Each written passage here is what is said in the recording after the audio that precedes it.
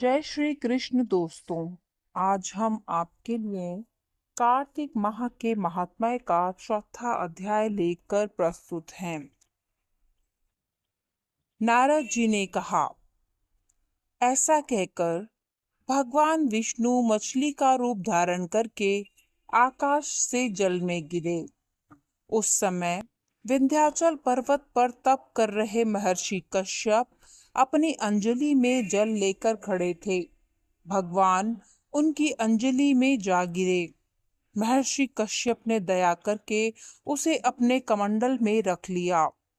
मछली के थोड़ा बड़ा होने पर महर्षि कश्यप ने उसे कुएं में डाल दिया। जब वह मछली कुएं में भी न समा सकी तो उन्होंने उसे तालाब में डाल दिया। जब वह तालाब में भी न आ सकी तो उन्होंने उसे समुद्र में डाल दिया। वहीं जब मछली बढ़ने लगी, फिर मत्स्य रूपी भगवान विष्णु ने इस शंखासुर का वध किया और शंखासुर को हाथ में लेकर बद्रीवन में आ गए। वहां उन्होंने संपूर्ण ऋषियों को बुलाकर इस प्रकार आदेश दिया, मुनीश्वरों, तुम जल के भीतर बिखरे हुए वेद मंत्रों की खोज करो और जितनी जल्दी हो सके उतनी जल्दी उन्हें सागर के जल से बाहर निकाल लाओ। तब तक मैं देवताओं के साथ प्रयाग में ठहरता हूँ।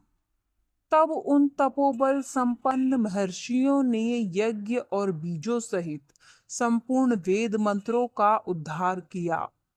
उनमें से जितने मंत्र जिस ऋषि ने उपलब्ध किए, वही उन बीज मंत्रों का उस दिन से ऋषि माना जाने लगा।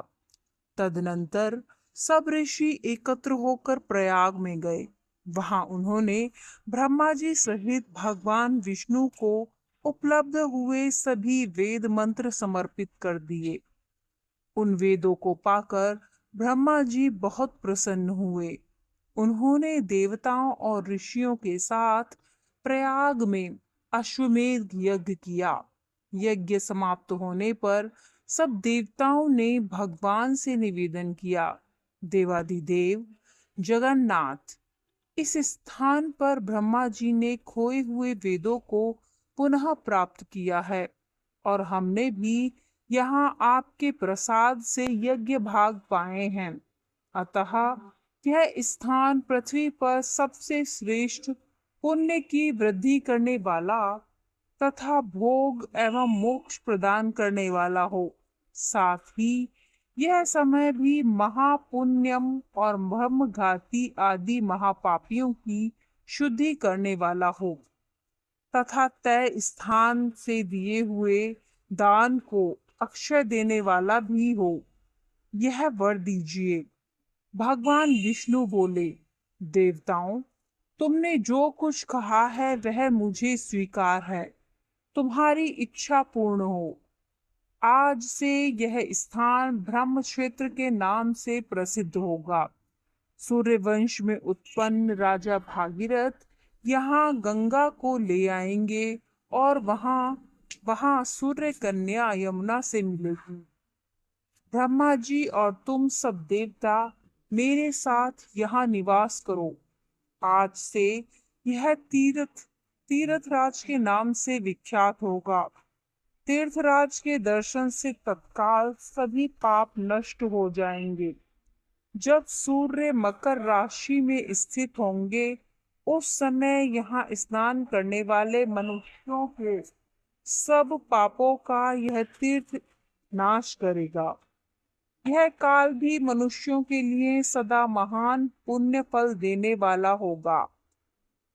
माघ में सूर्य के मकर राशि में स्थित होने पर यहाँ स्नान करने से सालोक्य आदि फल प्राप्त होंगे। देवादिदेव भगवान विष्णु देवताओं से ऐसा कहकर ब्रह्मा जी के साथ वहीं अंतर्धान हो गए। तत्पश्चात इंद्र आदि देवता भी अपने अंश से प्रयाग में रहते हुए वहां से अंतर्धान हो गए। जो मनुष्य कार्तिक में तुलसी जी की जड़ के समीप श्री हरि का पूजन करता है, वह इस लोक में संपूर्ण भोगों का उपभोग कर अंत में वैकुंठ धाम को जाता है। जय श्री हरि, जय श्री हरि। स धन्यवाद।